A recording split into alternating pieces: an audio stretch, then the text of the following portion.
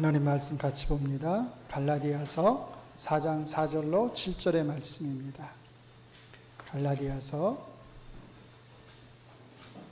4장 4절로 7절까지 말씀. 신약성경 306면입니다. 제 성경책으로 306면 갈라디아서 4장 4절부터 7절까지. 찾으셨으면 우리 같이 한 목소리로 하나님 말씀을 읽겠습니다. 시작. 때가 차매 하나님이 그 아들을 보내사 여자에게서 나게 하시고 율법 아래에 나게 하신 것은 율법 아래에 있는 자들을 속량하시고 우리로 아들의 명분을 얻게 하려 하심이라.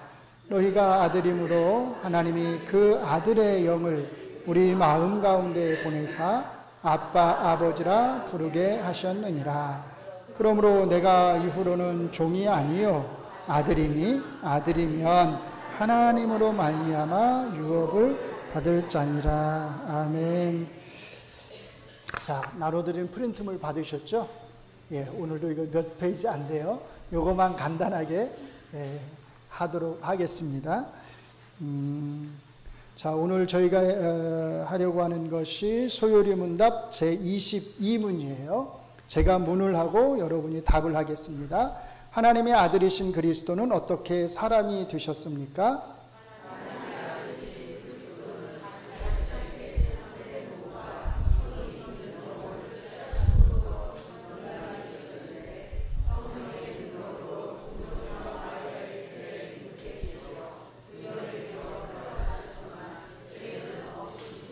예, 이 소요리 문답 22문이 우리에게 가르치는 것은 딱 세 가지입니다. 첫째로 그리스도는 참된 몸과 이성이 있는 영혼, 몸과 영혼, 온전한 인간됨을 취하셨다는 거예요. 두 번째는 어떻게 이렇게 되셨냐면 성령의 능력으로 동정녀 마리아의 태에 잉태되시어 태어나셨다.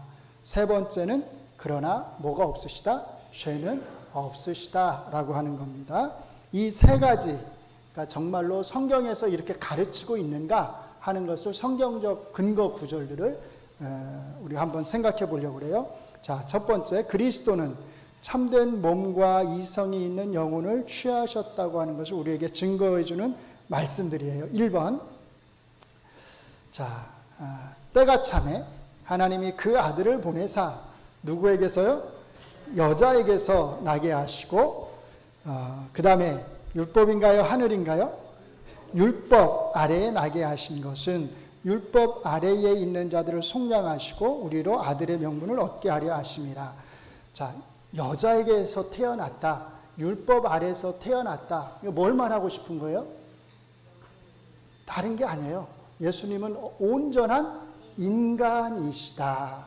그리고 율법을 지켜야 하는 분으로 태어났다. 우리가 흔히 어떻게 생각할 수 있냐? 예수님은 인간이시 하나님으로서 이 땅에 오셨으니까 율법을 지키지 않아도 되지 않았을까? 절대 그렇지 않았다는 거예요. 예수님은 온전한 인간으로 오셨기 때문에 우리하고 똑같이 예수님도 율법을 지켜야 하는 분으로 오셨어요. 그러니까 온전히 지키신 거죠. 그런 면에서 예수님께서는. 그래서 이 두 가지가 우리가 말하려고, 여자에게서 태어나시고 율법에서 아래 태어나시다라고 하는 걸 통해서 우리가 말하려고 하는 게 뭐냐면 우리와 똑같은 인간이셨다라고 하는 걸 사실 말하려고 하는 거예요. 2번, 자, 히브리서 2장 14절부터 7절까지 말씀인데요. 자녀들은 혈과 육에 속하였음에 그도 또한 같은 모양으로 무엇과 무엇을 함께 지니심은 뭘까요? 여기는 힌트를 안 줬어요. 왜냐하면 눈치가 빠르신 분들은 쉽게 답을 아실 수가 있으니까. 앞에서 뭐라고 그랬어요? 자녀들은 혈과 육에 속하여, 여기 자녀는 우리 믿는 사람을 말하는 거예요. 우리가 혈과 육에 속하였음에 그도, 예수님도 또한 같은 모양으로 뭐에 속하겠어요? 혈과 육을 함께 지니시면, 그러니까 우리가 똑같은 혈과 육을 지니신 분이란 거예요.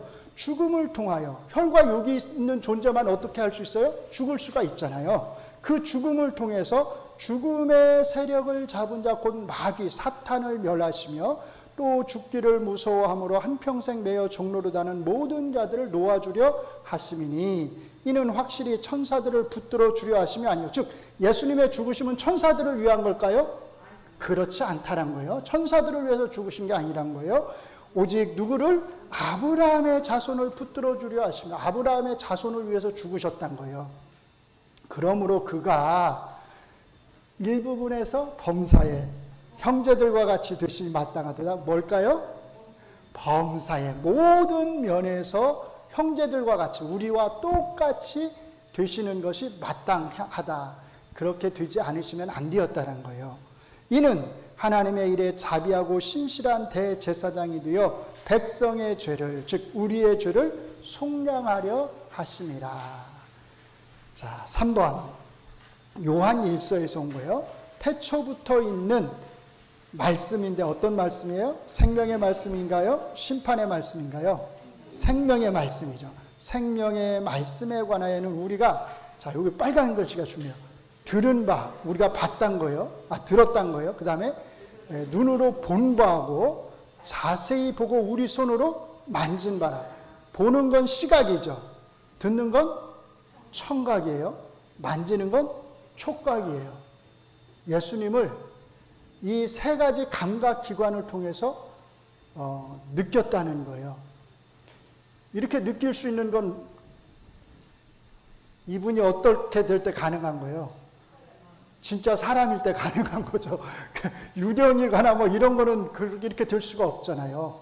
진짜 사람이니까, 예수님이 진짜 사람이니까 내가 내 눈으로 봤고 내가 귀로 들었고 내가 손으로 만졌다라는 거. 이걸 강조하는 이유가 있어요. 이게 지금 1장 1절에서 이 말을 하죠. 예수님의 육체성을 강조하는 거예요. 2절. 이 생명이 나타내신 바 된지라. 이 영원한 생명을 우리가 또 보았고 증언하여 너희에게 전하노니 이는 아버지와 함께 계시다가 저 하늘에 함께 계시다가 우리에게 이 땅에서 나타내신 바 된 이신이라. 우리가 또 보고 들은 바를 너희에게도 전함은 너희로 우리와 사귐이 있게 하리 함이니 우리의 사귐은 아버지와 그의 아들 예수 그리스도와 더불어 누림이라. 자, 4번. 사랑하는 자들아 영을 다 믿지 말고 오직 영들이 하나님께 속하였나 분별하라. 많은 거짓 선지자가 세상에 나왔습니다. 여기 많은 거짓 선지자는 뭘 부정하는 거짓 선지자일까요? 예수님의 뭐요? 인성, 예수님의 육체성. 그래서 1장 1절에서 강조하는 거예요. 육체성을. 이 거짓 선지자는 예수님의 이 육체성을 부정하는 사람들을 말하는 거예요. 근데 이 사람들이 세상에 많이 나왔단 거예요. 이로써 너희가 하나님의 영을 알지니 곧 예수 그리스도께서 영으로 육체로겠죠. 육체성을 부인하는 사람들을 향해서 경고하는 말이에요. 육체로 오신 것을 시인하는 영마다. 이 사람이 진짜 하나님께 속했다는 거예요. 예수를 일까요? 그리스도를 일까요? 예수를. 뭘 강조하는 거예요? 여기 예수란 이름은 예수님의 육체성을 강조하는 말이에요. 예수를 시인하지 아니하는 영마다 하나님께 속한 것이 아니니 이것이 곧 적 그리스도의 영이니라. 오리라 한 말을 너희가 들었거니와 지금 벌써 세상에 있느니라. 그러니까 이 사람들은 예수님이 그리스도 하나님이라는 건 인정을 해요. 예수님의 신성은 인정을 해요. 근데 예수님의 육체성을 인정을 안 하는 거예요. 자, 밑에 보시면 요한 1서와 요한 2서가 예수님의 육체성을 강조하는 이유는 당시에 가현설적 기독론을 주장하는 영지주의자들이 있었기 때문이다. 자, 조금 어려운 표현일 수 있는데 어려우면 듣고 잊으셔도 괜찮아요. 근데 한 번쯤 들어놓으시면 다음에 이런 표현들을 만날 때 조금 도움이 되실 거예요. 자, 당시에 영지주의라고 하는 사상이 있어요. 영지란 말은 영적인 지식을 말하는 거예요. 이 사람들은 자기들만 믿지 않는 사람들하고는 다르게 자기들만 특별한 영적 지식이 있다고 생각을 했어요. 이 사람들 영지주의라고 말하는데 영지주의란 영적 지식을 중시해서 뭘 부정해요? 육체를 부정해. 또 육체를 어떻게 생각해요? 악한 것이라고 생각해요. 그래서 육체를 무시하는 거예요. 대신에 영을 선하고 좋은 것으로 보는 거예요. 그래서 영과 육을 완전히 분리해 놓는 거예요. 이런 걸 영지주의라고 말하는 거예요. 가현설이라는 게 또 있었어요. 가짜는 거짓 가예요. 나타난 현, 그러니까 거짓으로 나타났다는 거예요. 그러니까 가연설이란 뭐냐면 영어로 도세티즘이란 건데 이 도케인에서 온 거예요. 도케인이 뭐냐면 무어처럼 보이다예요. 자, 가연설이란 도케인, 무어처럼 보이다에서 온 것으로 예수님의 육체적인 실제성, 예수님이 진짜 육체를 가지신 분이라는 걸 부정하고, 그럼 어떻게 믿느냐? 그리스도로서의 예수님은 육체를 그냥 입은 것처럼 보인다는 거예요. 그럼 그 예수님이 입으신 육체는 진짜일까요? 아닐까요? 진짜가 아니라는 거예요. 겉으로 볼 때는 진짜처럼 보이는데 예수님이 실제 인간의 육체를 입으신 것은 아니라는 거예요. 자, 그 다음에 실제로는 육체를 입으신 것이 아니라고 주장했다. 그러므로 십자가에서 죽으신 예수님은 실제로 십자가에서 우리를 위해서 죽으신 것이 아니라 어떻게 보인 거예요? 그냥 죽은 것처럼만 보인 거야. 너무 터무니없죠, 오늘날 우리가 생각할 때는. 근데 이 당시에 이 요한일서의 배경이 바로 이 두 가지 사상. 육체를 무시하니까 생각해 보세요. 육체가 악한 것이라고 생각하는데 그리스도께서 그 육체를 입을 수 있을까요? 없을까요? 당연히 없겠죠. 그러니까 어떻게 주장하냐면 육체를 입은 것처럼 보인 거지 실제는 입은 게 아니다. 죽은 것처럼 보인 거지 실제로 죽은 건 아니다. 이렇게 주장하는 거예요. 자, 그래서 아까 제가 말씀드린 것처럼 1장 2절과 2절 말씀이 중요한 거예요. 눈으로 봤다고 하는 것, 내가 손으로 만졌다고 하는 것, 내가 직접 귀로 들었다고 하는 것. 이건 진짜 인간이 아니고서는 예수님이 그렇게 그런 분이 될 수가 없잖아요.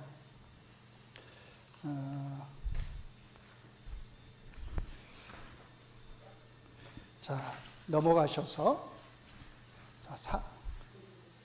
3페이지를 이제 보시면, 여기서 오늘날에 이런 사람들이 있을까요, 없을까요? 제가 우리 노회에 속해 계신 목사님한테 들은 얘기예요. 이 목사님이 작은 교회를 하시는데 새로운 여자 성도가 이제 들어오신 거예요. 그러니까 새로운 성도가 들어오면 얼마나 사실은 반가워요. 그래서 이제 몇 개월을 잘 다녔는데 이 목사님이 한 번은 설교를 하시면서 예수님의 이제 구약 본문인가를 가지고 예수님의 그 육체성을 좀 강조를 했나 봐요. 그러니까 설교를 하다 보면 예수님의 신성을 강조할 때도 있고 예수님의 육체성을 우리가 강조할 때도 있잖아요. 그런데 이 여자분이 한 번은 목사님을 찾아와서 아니 왜 예수님의 육체성을 그렇게 강조하느냐고 목사님에게 뭐라고 하시더래요. 그러니까 목사님이 이렇게 설명을 해줬는데 이런 사람들은 이제 그 설명을 받아들이려고를 안 해요. 이 성도는 어떻게 됐을까요? 나갔어요. 목사님한테 이 목사님이 이 성도가 얼마나 자기한테 상처되는 말을 많이 했는지 모른다고 그 상처를 막 줘놓고 결국은 나갔대요. 그게 나가게 된 게 뭐냐면 예수님의 육체성을 강요하는 설교를 했다고 나가버렸다는 거예요. 야, 참 별난 성도도 요즘에 다 있다. 제가 요즘도 이렇게 생각을 하시는 분들이 있구나. 여러분 예수님의 육체성을 부정하거나 또 부정하지는 않더라도 신성에 비해서 예수님의 육체성을 낮게 설명하면 그게 문제죠. 그렇죠? 반대로 예수님의 육체성을 강조하고 예수님의 신성을 낮추면 그것도 문제지요. 어떻게 해야 돼요? 예수님의 신성과 육체성 두 개를 다 우리는 강조해야 되는 거죠. 그게 진짜 복음인 거죠. 그렇죠? 예. 자, 그 다음 페이지로 한번 가봅니다.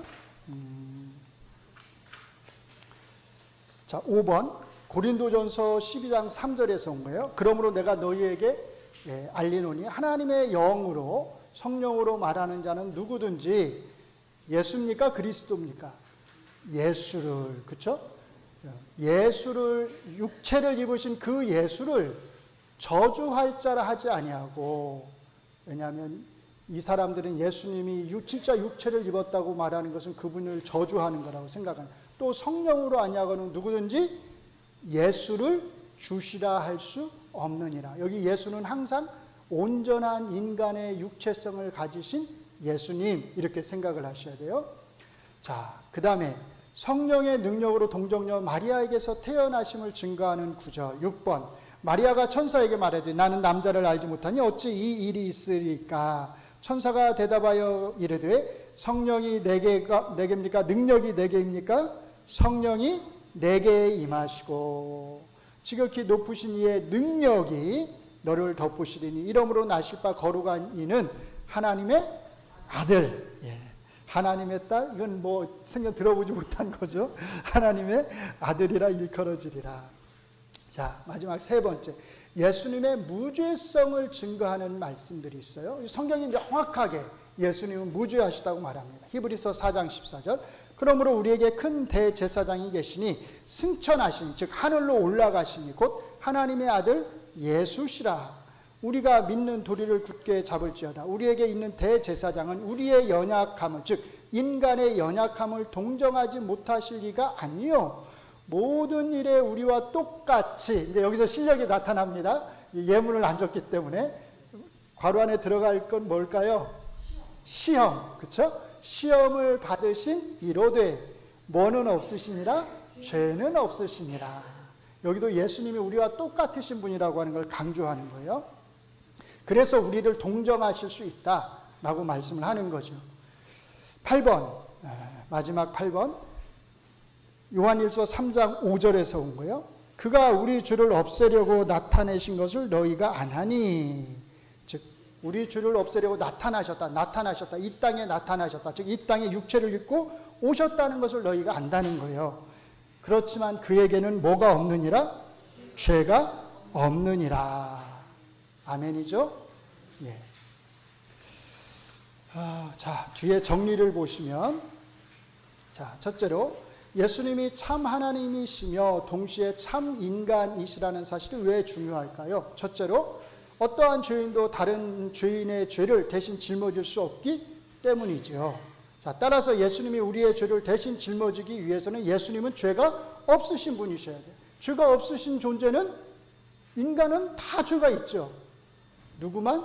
하나님만 죄가 없으신 거죠. 그러니까 예수님은 하나님이셔야 맞다. 참 신이셔야만 했다는 거예요. 둘째로 인간의 죄는 오직 온전한 인간만이 짊어질 수 있기 때문이다. 따라서 인간의 죄를 짊어지기 위해서 예수님은 온전한 인간이셔야만 했다. 동물이, 짐승들이 인간의 죄를 대신 짊어질 수 있을까요?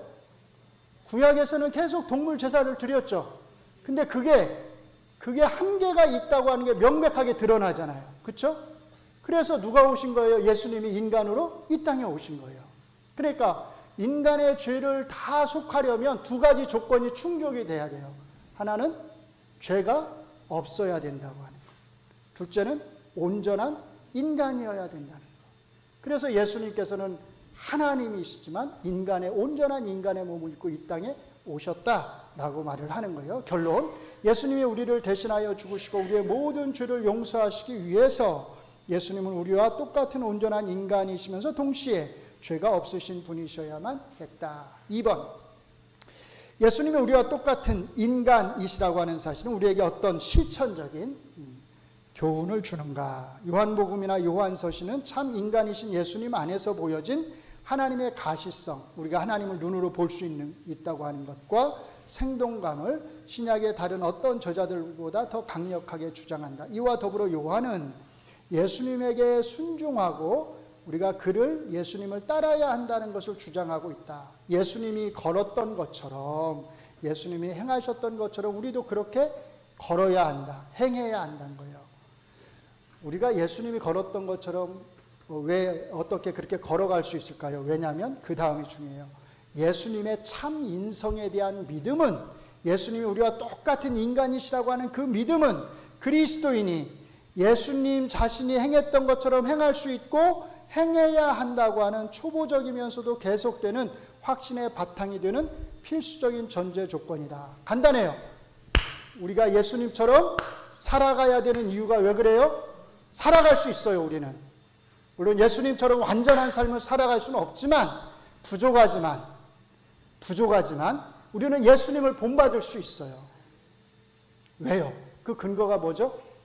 예수님이 우리와 똑같은 인간이셨기 때문에.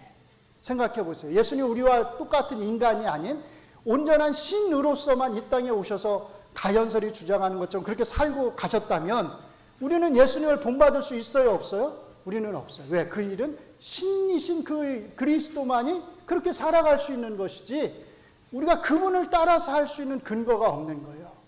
그런데 예수님이 우리와 똑같은 인간으로 이 땅에 오셔서 똑같은 연약함을 가지고 예수님이 살아가셨단 말이에요.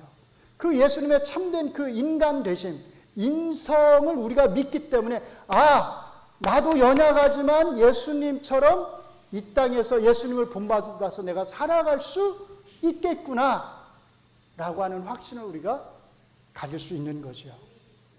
그러니까 예수님의 이 인성이 우리에게 얼마나 중요한 실천적인 삶에서 실천적인 의미를 지니는지를 우리가 알 수 있는 거죠.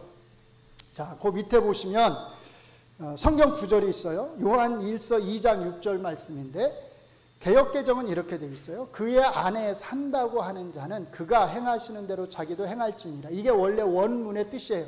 개역성경이 번역을 잘했어요. 근데 이게 앞에 그와 뒤에 그가 보이죠? 검은색 그와 뒤에 빨간색 그. 앞에 그는 누굴까요? 저를 시험에 들게 하지 마시고 그 다음에 그냥 그 아래를 좀 보시고 대답을 해주세요. 그 아래에서 다 이렇게 해놨어요. 이해하기 쉽도록. 현대인의 성경 보니까 헷갈릴 수 있으니까, 혼동할 수 있으니까 해놨어요. 하나님 안에서 산다고 하는 사람은 예수님이 행하신 것과 똑같이 살아야 합니다. 자, 그러면 검은색 굵은 글씨의 그는 누구겠어요? 하나님을 가리키는 거죠. 하나님. 근데 빨간색 그 굵은 글씨 그는 누굴 가리키는 거예요? 그건 예수님을 가리켜요. 여기 그가 달라요.